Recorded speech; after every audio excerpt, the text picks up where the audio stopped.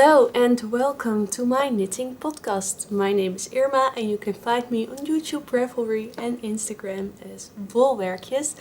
Welcome to everybody. This is a place where I talk about all the things I make, mostly knitting, and I want to share those things with you. This is the second time I'm recording this. Not that that matters to you watching, but that may be giving a different experience because I've already talked about the things I'm going to show you. Also, this is a different setting. That's just because it was easier to sit down in my craft room now than taking everything downstairs.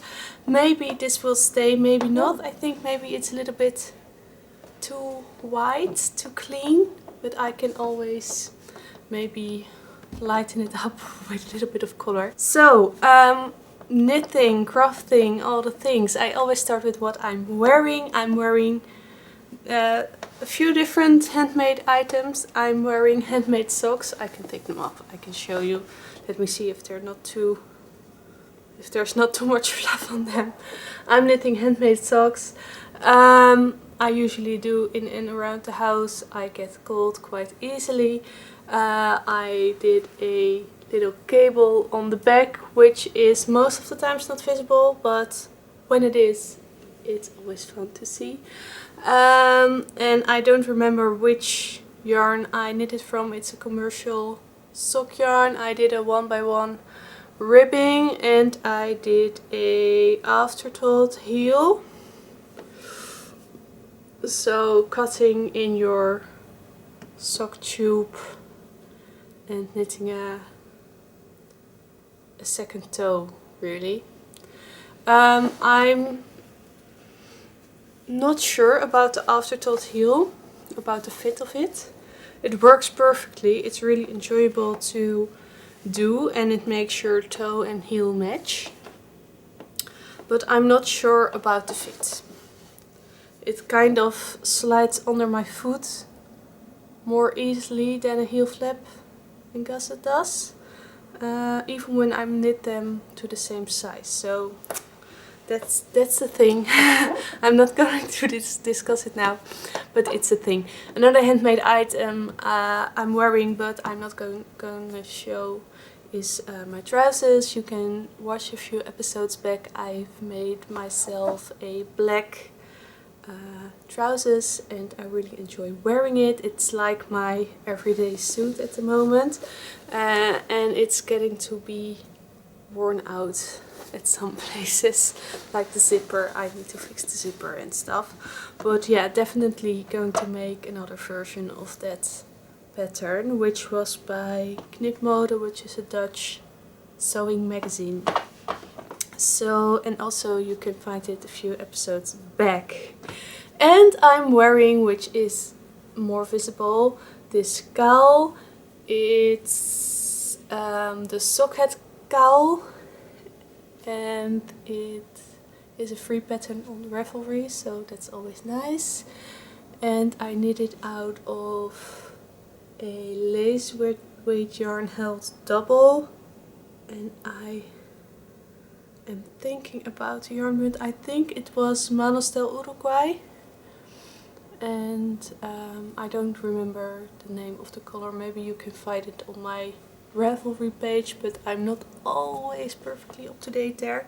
But it's quite an old knit of mine and I still enjoy wearing it. And although it was a single ply merino, I did held it double, but you can see the fabric is holding up perfectly. Of course there's a little bit of a halo, but that you always get it with wearing, but no really pills or things. It's still really nice and really soft, and I love wearing this thing as a cover up. I mostly wear something around my neck. I don't know why. I think it's a stupid habit from when I was a teenager. I was always wearing scarves and stuff, and I think I just got used to it. So those are all the things I am wearing and am able to show you. let's go on to the things I have been working on, and I can start with a finished object. It's a hat. I knit it out of a scrap of hand-dyed yarn in my stash. Way back when I started to get interested in hand dyeing yarn, I dyed some skeins, 2 skeins, with avocado, which gave a really light pinkish color and a kind of blush color, and I just didn't, they were not my colors. I could not think about anything that I wanted to make with it. So when I started to use different dyes, I took one of the skeins and just over dyed it with a lot of different things, and this is what came out. I have the leftover here. Let me see if I can show you. There are a lot of tones in here.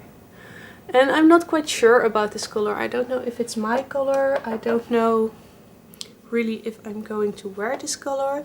But I really wanted to knit a hat, and it was laying around, and I just knit a hat out of it.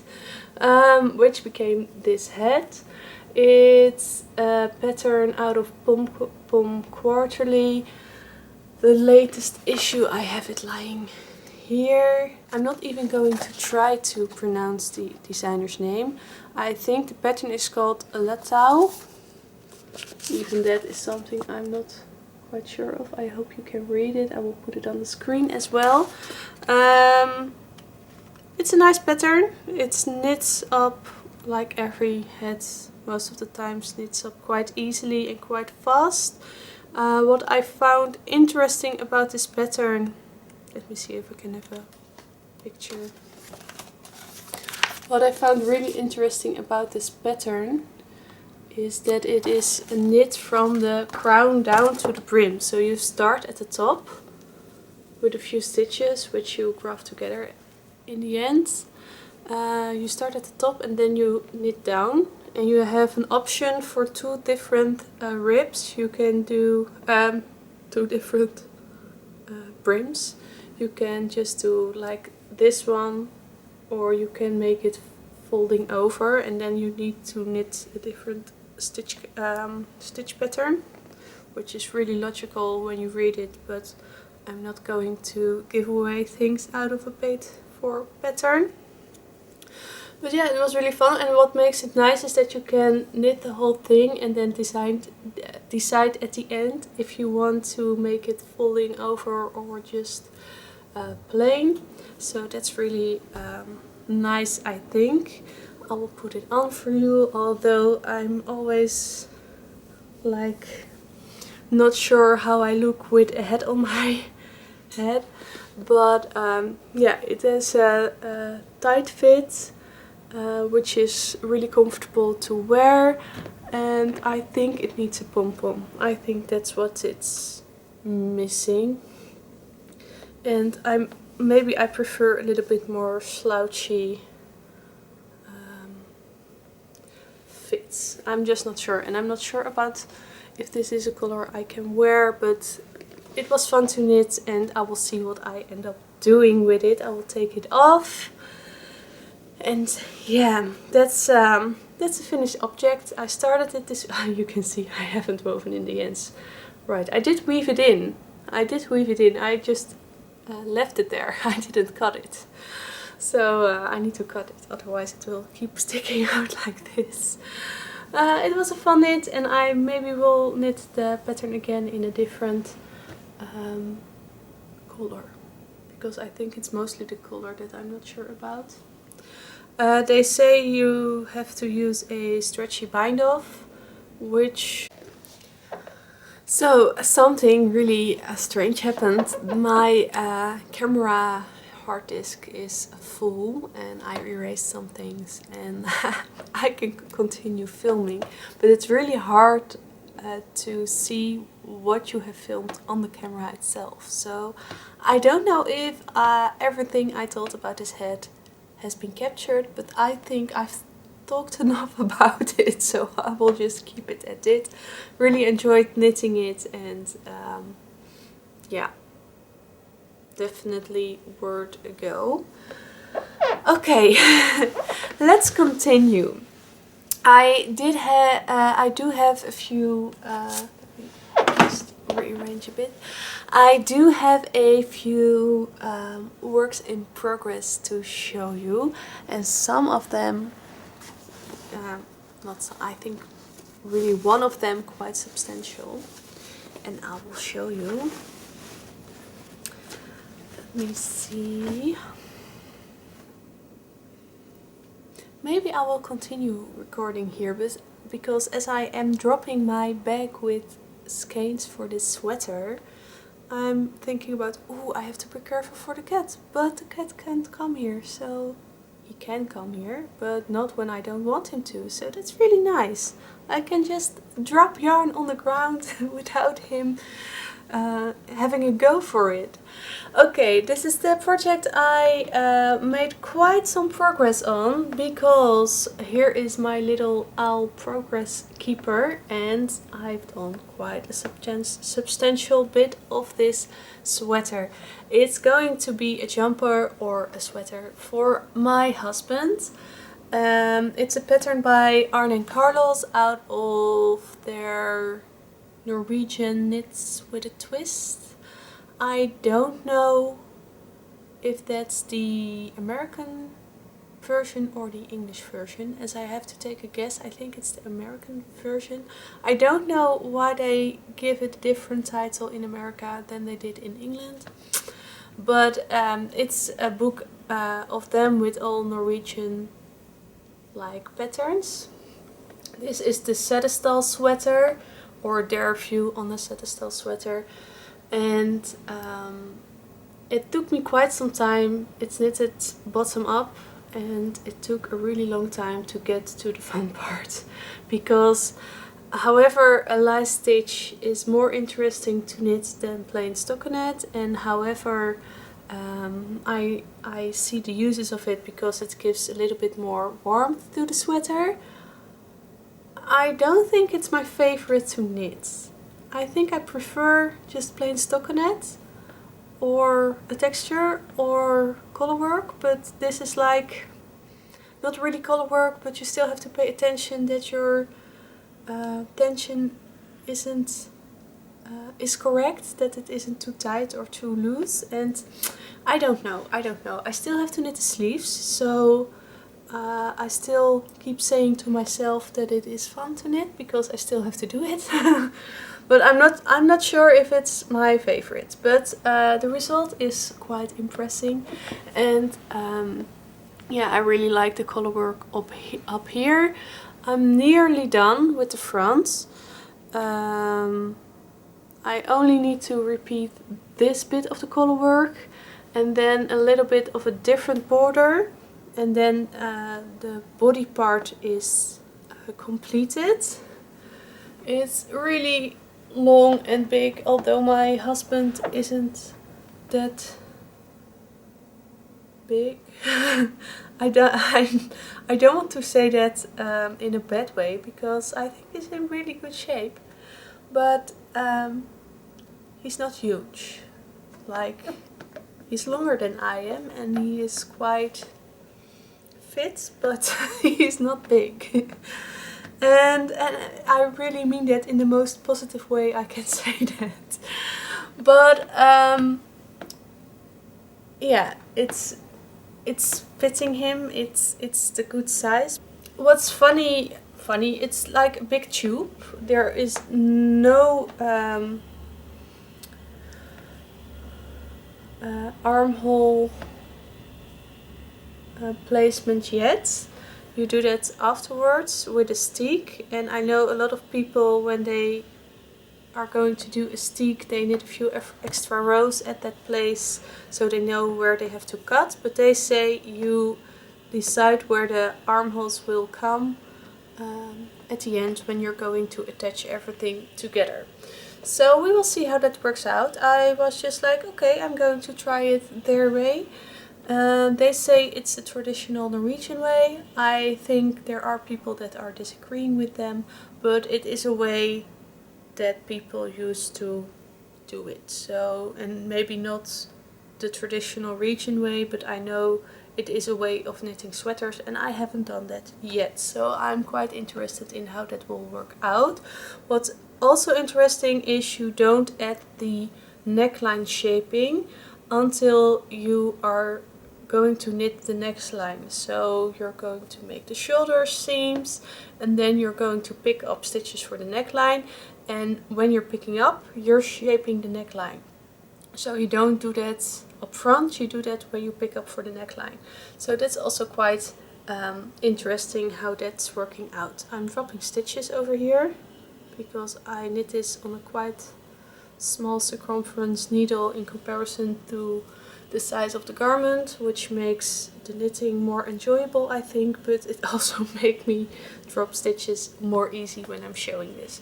I'm really happy with it. I know some people want to see the float, so I will show you those as well. I think I did a pretty good job over there, and I'm very happy that I made this much of progress because I was afraid it was going to languish a lot, but I'm very happy that I picked it up and knit on it.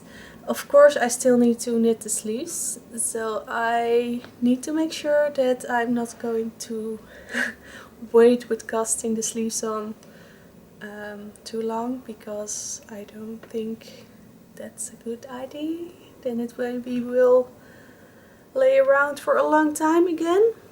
So yeah, but I think I can say I'm more than halfway done now, and that's a good feeling. So I will put this away, and I don't have to put it back in the bag. I can just drop it on the ground and clean up later because my cat's not here. That's really fun. Okay, another work in progress. I will just show this one, I think. Another project, not for me but for a family member. These are the socks I'm knitting for my oldest son.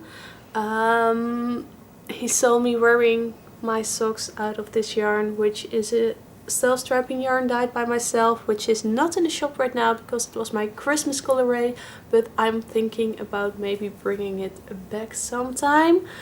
It's called Yule Ball, and he really loved it and he wanted a pair as well, and as I had some leftovers, I just cast it on to make him some socks. I'm at the toes, so they're really nearly done. I think I can finish them today so he can wear them, and I think he will be very happy with that. So yeah, not much to tell about it. I did a heel flap and gusset. I casted on 52 stitches on a 2mm needle, which is a US size. I'm really not good in US needle sizing. I don't understand it. And when I don't understand something, it's really hard for me to remember. That's always has been the case. When I don't understand it, I somehow can't really remember it. And I can't find it on my needles now. That's strange. Oh, I thought I was knitting those on my interchangeable needles, but I'm not. But I'm quite sure it's a 2.0, just a 2mm needle, and I don't know what the US sizing is, and I can't look it up now. You can find that on your own on the internet. So yeah,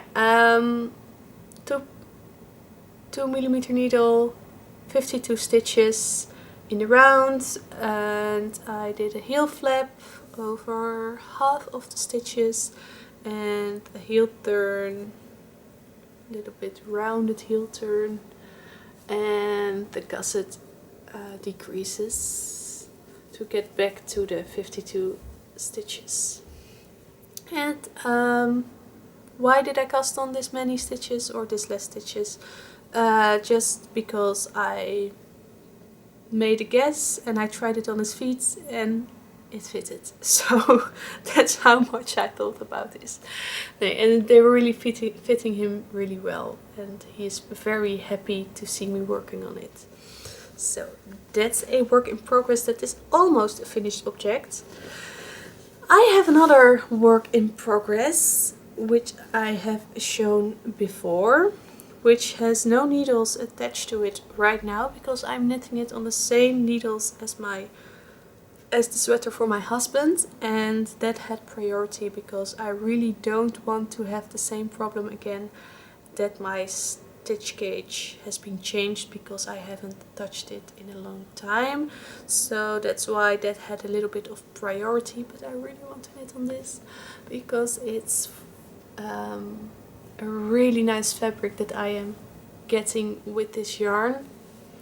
I'm knitting the Flax Light by Tincanknits. The neckline fits over my head. I think it needs a little bit of stretching out maybe when I block it, but it does fit over my head so I can wear it. It comes up quite high, but not in a bad way, I think.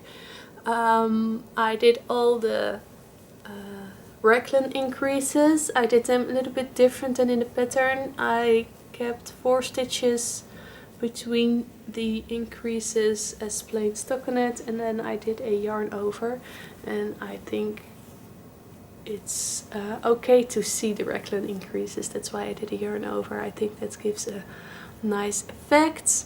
I did divide for, not really dividing with a raglan. I put the stitches on hold for the arms and I joined in the round again for the body. So what's remaining now is knitting a lot of stockinette in the round for the body, and I really love working with this yarn. It's a yarn by Cama. It's a Danish brand, and so it's Cama yarn, and it's their fynd lamauld, which is a blend of 50% wool and 50% llama fibers. As I said before, llama fibers are hollow on the inside, so they have really good isolating properties, which makes this sweater really light yet still very warm. So that's really nice. I'm using a 3mm needle to get the stitch gauge for this pattern, and I really love working on it, and it's so rich in its color. I don't know if you can see, but there's really a lot of depth in this color, and I really like it.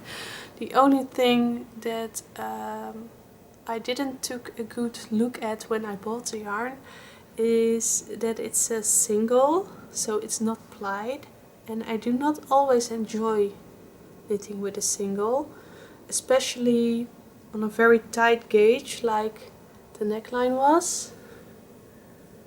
I really have to be careful not to stick my needle in the yarn. But as I am on a looser gauge now, that's no problem at all, but that was a little bit of a thing with the neckline. I did a different neckline than the pattern called for. The pattern has a 1x1 rib, I did a 2x1 rib, and I made it double over. So after I knit double the length, they say, I doubled it over and knit the cast on edge together with my live stitches. I know some people knit a purl row at the fold to make the folding go a little bit easier. I do like it when it rounds up, so I didn't do that, but you can definitely add that purl row if you want to.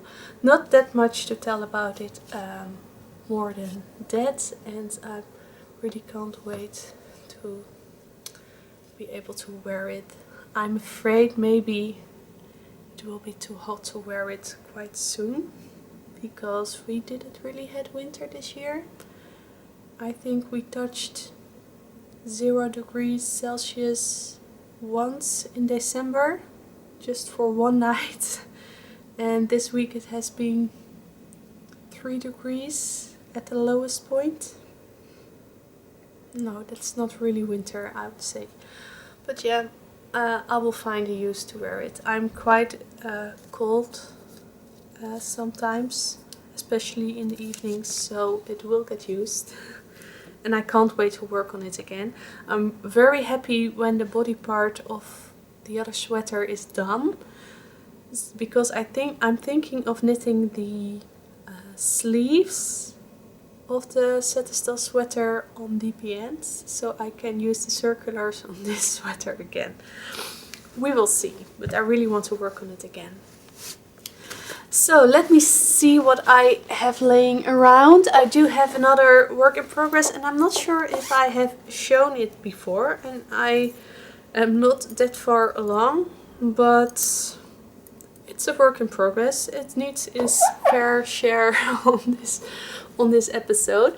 It's a mitten. I've knit this mitten before. I'm lacking the name right now, but it's a pattern by Ellie from Jeny Knits, and it's the second mitten club, so the one of 2018. And I'm knitting it on bigger needles than I did them for myself, because they will be for my husband. His hands are a little bit bigger, and I'm still quite pleased with the gauge of this yarn, because when you have bigger needles your knitting gets looser, and what can happen is that you get like holes, not really holes, but you get more gapping between the stitches, but that isn't yet happening, so that's really nice. So they will be still very warm, and I flipped the contrast color and the main color in the way that in the pattern the background is light and the pattern is dark, and I switched it around, so the pattern will be light and the background will be dark. And fair to say, in the front there is not really that much difference in the amount of background color and main color, so I don't think anyone will notice, but here it should be the other way around. And I really should knit on this a little bit more, because I think we're at the coldest point of our part of the world right now. And otherwise I don't think I will have the motivation. Then it will be next winter that I finish them. We will see. I'm using Navia Duo in 2 colors, of course, because I'm knitting a 2-colored colorwork mitten. I don't know where the brand is from, but it's wool from the Faroe Islands, as I'm right. I hope I'm right. I think it is. And I think maybe the brand comes from there as well, but I'm not sure. But it's comparable with fynd, which is a Norwegian blend of wool, and it's quite the same feeling. I think there is a difference, but I can't say what's the difference just by looking at it. I think the type of sheep is maybe a little bit different, and the place where the sheep live is a little bit different. But it's rustic, woolen spun, 2-plied yarn, which is perfect for colorwork mittens. Yeah, I have quite some things on the go, I think, which is nice because you have something to choose from, but also can be overwhelming sometimes. But it's not overwhelming me yet. I think if I cast on too many things now, maybe it will start to overwhelm me, but for now it's fine. This is not a work in progress at the moment, but soon to be, because when I finish the socks for my son, I will knit the second one of this, because this has been being pretty out of sight in a bag with the skein of yarn that I'm knitting it from, and yeah, it really needs to be finished because it's a pretty sock. I did a test knit, I tested the pattern, I helped with testing the pattern, but I only had the time to knit one sock, which is not that bad, but it would be nice to be able to show the completed pair on Ravelry. So this will be my next sock project, which is really nice. It's a pattern by Melanie from the Braid and Tinker podcast. She lives in Haarlem, I think, which is a place in Holland as well. And yeah, it's really fun. It's quite a fun cable motif in the middle, and here with the eyelets, and it looks like it's a cable, but it isn't, so I call it a mock cable. I don't know if everybody agrees with me, but I think it looks cabley, but it isn't, so I call it a mock cable. Heel flapping gusset, and I used really sparkly yarn.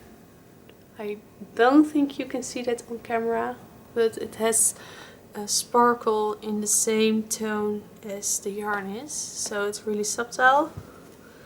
And the yarn I'm using is Lana Grossa, and it is their late night base.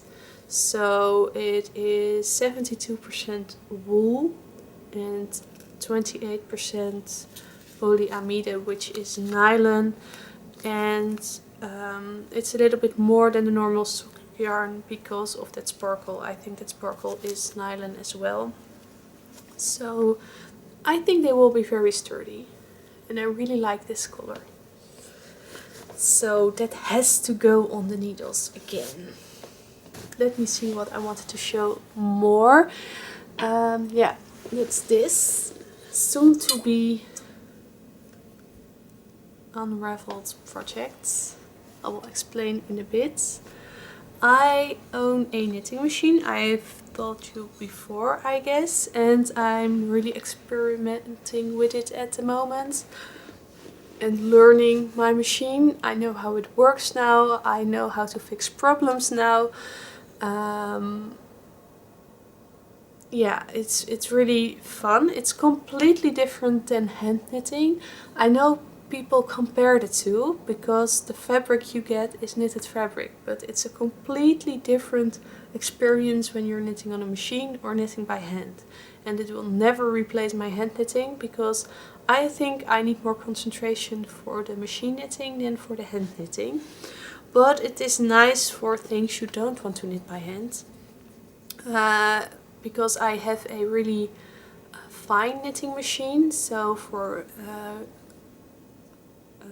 big stitch counts, so really tight knits, and I think those are the things I would rather not do by hand when it is a big piece. So I am attempting to knit a really big lace scarf out of cotton, and this was my first attempt on the knitting machine. The lace is really nice. I think I will keep this lace pattern, which is created with a double decrease and some yarn overs. It's really easy but really effective.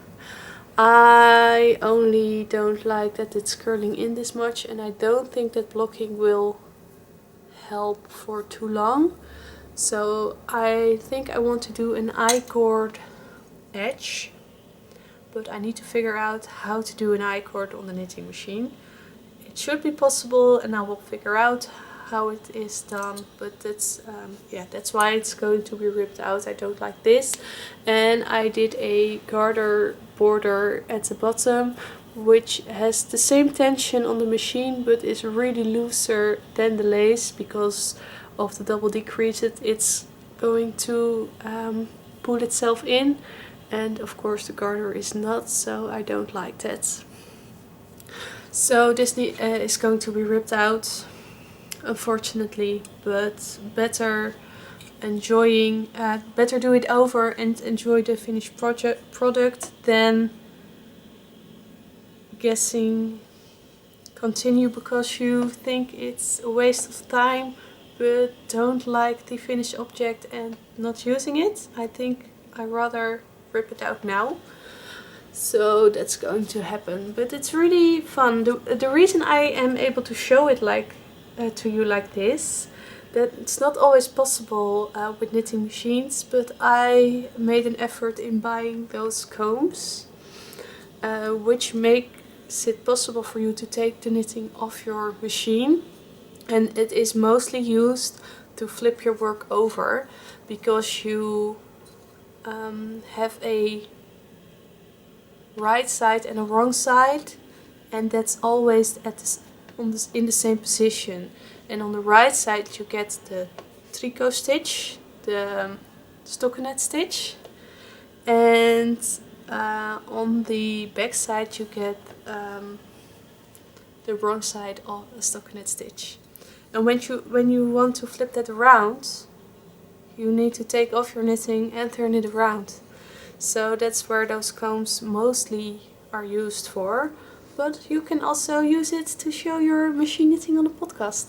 So yeah, I was going to put it back on the machine, but when it was off the machine I was like, no, I rather knit it again. So that's something that has to be done. Not looking really forward to ripping it out. It's always a shame to rip something out, but it can also be really making sure you have a fresh start. So yeah, it's going to happen. And I did my machine is right behind the machine. I did 120 rows.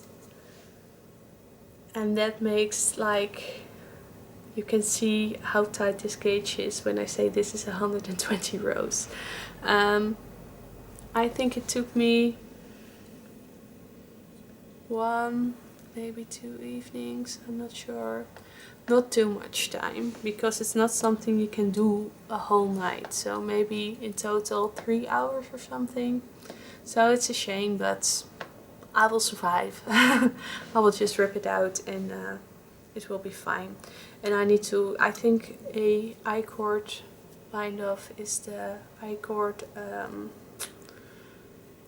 yeah, not bind off, but I-cord sides are the most effective. I think that's quite sturdy, and I think that will give the most nice finished shape. And I'm thinking about maybe making it wider as well, because I'm having a plan for the scarf. I'm not sure yet, so I'm not going to share it, but I have a plan, and I think it will be nicer if it's a little bit wider. The only thing is that when I want to take it off like this, I need 2 combs, and I'm not sure about how I feel about that, but we will see. Yeah, I did an attempt of recording a little bit of my knitting machine, which didn't work out as I wanted to, but I will definitely make a video about the knitting machine. Maybe it's not really a tutorial, but just so you can see what to expect of a knitting machine, because it's fast when you do stockinette stitch, but when you want to make a lace pattern you need to hand manipulate stitches, and I like that, but it takes time, and I guess that's not for everybody because it can be a little bit fiddly, and I like those things, but not everybody is happy with those type of work, those type of things. So yeah, just so you know what a knitting machine is and maybe if it's something for you or not. So that's that. Let me see, is there anything else I can talk about? The fun thing about being in my craft room is that I have a little bit more access to the things I want to show that are maybe not knitting related but sewing related and stuff. I am working, it's right behind me, I almost forgot. I'm going to make another trousers and I'm going to do it out of, let me see if I have a piece I can show the right side, because I am, it's all pinned right side to right side. So I have a scrap piece here so I can show you, because the wrong side is a little bit different in color than the right side. I'm going to make a trousers out of this color. I don't know if you can see. I don't know what it is. I'm all about the orange brown stones at the moment and I'm not really sure if those are colors that suit me, but I don't care. I just don't like the look of it. So I'm going to make it out of this fabric. It's quite sturdy, which I think is nice for trousers, but not too sturdy to make it like stiff and unflattering. It needs to have a little bit of drape. I'm saying like I am a sewing expert, which I am absolutely not, but I did cut out all the pieces, so the waistband and the big panels, and I'm going to make one without pockets. And I don't know really why. I do know why, because I really find the pockets pain in the to make. Not every pocket is like that, but I think the ones on this particular pattern are quite fiddly, and I did it twice and I'm not sure if I like that part of the process. And they're quite big, which is really nice, so you can really fit stuff in. But it also when you put in your phone, it makes your trousers hang in a way that I don't like. So I only use them inside the house, and when I go outside the house, visible for other persons, I don't use them anymore because I find it unflattering. So I was thinking maybe I should just make pockets that I can put over my clothes for in the house and take off when I go out. Maybe that's the thing, because I'm not going to make pockets in this one, and maybe I will curse myself for that later, but I think the sewing process will be much nicer if I don't do that. So that's the thing.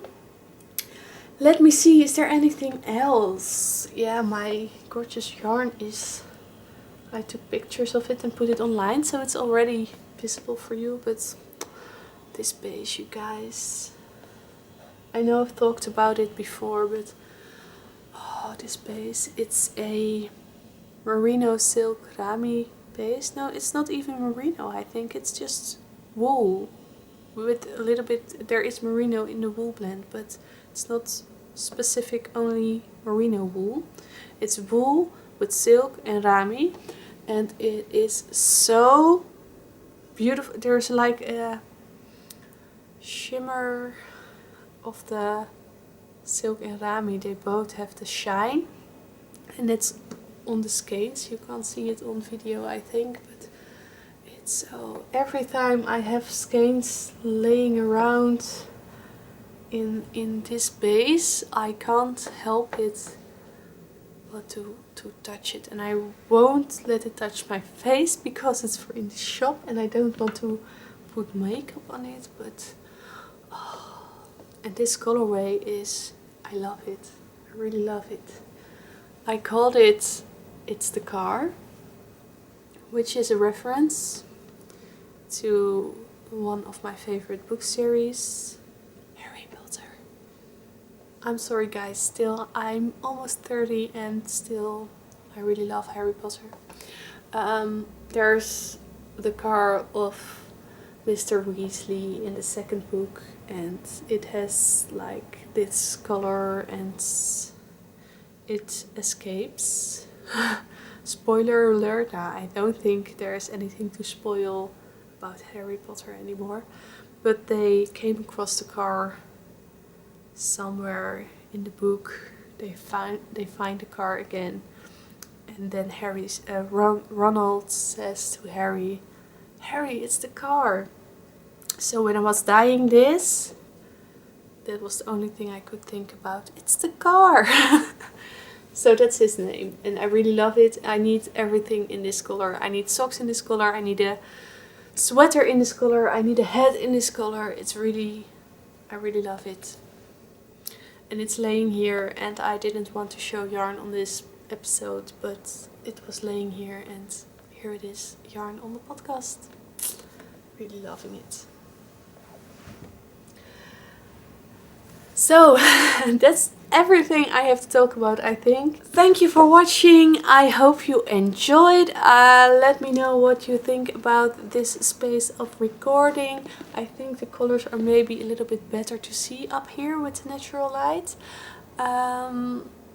We will see where I end up next time. I will see you in 2 weeks. Bye!